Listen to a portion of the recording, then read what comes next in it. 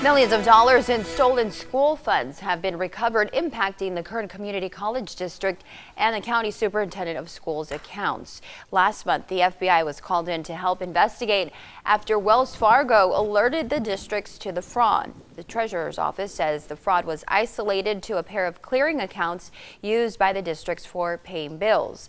More than $16 million were taken from the Kern Community College District's account, and more than $2.5 million were taken from the Superintendent of Schools account.